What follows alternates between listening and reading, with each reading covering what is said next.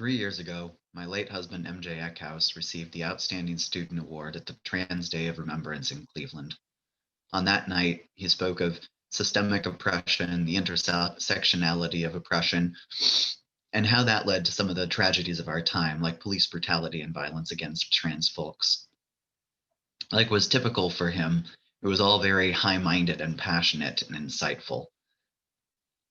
I'm not in a place to speak like that today, because tomorrow marks 1 month that he has been gone.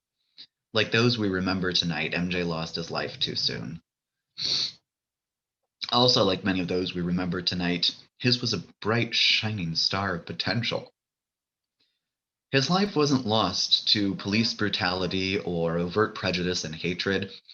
His life was lost to a too frail body. These meat sacks that society tells us are defective in their very existence, but that many of us learn to love and to love with in spite of that. See, MJ was immune from many of the oppressive forces that impacted others far more. He was white. He was a man. He was not visibly trans. He passed. He was middle class and he came from an educated family. By most measures, he should have had a nice life, an easy time. Together, we were building a far nicer life than either of us had thought was possible.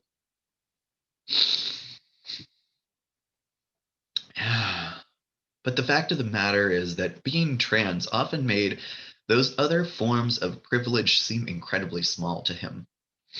He suffered at the hands of hatred and bigotry throughout his life. He didn't always let himself feel like a victim, though. Much of the time, he used the privilege that he had to fight those systems of oppression. Our siblings whose names are read this evening suffered, and no matter what the cause, the truth is that all of these lives are gone. We are left behind.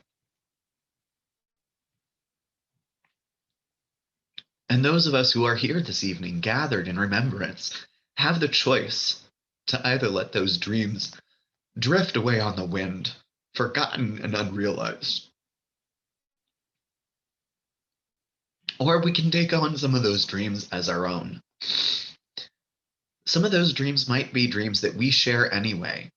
A better world, a more just world, a place where being killed for being trans is not an acceptable thing. In those cases, we don't have to take on the dream, but we do need to take on a bit of the energy, a bit of the spark, a bit of the memory of those whose lives have been lost.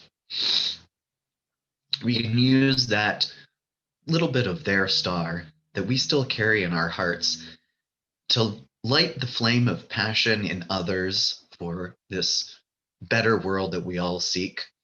Or we can use that spark to rekindle in ourselves that same passion and that same drive that MJ exhibited every step along the way. Because the fact of the matter is, we are human, we are frail, and we are weak. We do not have an unending supply of passion, and we get burned out. Until there are more of us fighting for the change that we need to see, allowing ourselves to get burnt out takes away another light, even while the life remains. Unfortunately, if too many of those lights go out, through death or through apathy, or through just being beaten down and worn out, then we won't have the collective energy, the necessary strength to birth into being a world that is more just and perfect, more the way we want it to be, the way we need it to be.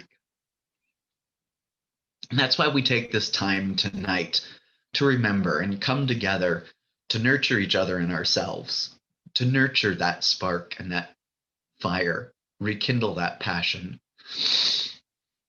We take time to breathe too, because every fire needs not only wood, not only energy, but also oxygen. That oxygen only gets replenished when we take the time to sit back with our breath. Sit back and breathe a little. Take a sigh, whether it's a sigh of relief or a sigh of exhaustion. Be quiet for a moment, whether in community or on our own, no matter what. We have to take that time so that we can get up tomorrow, pick up where we left off, and fight the fight of birthing into existence the world we want to see for another day.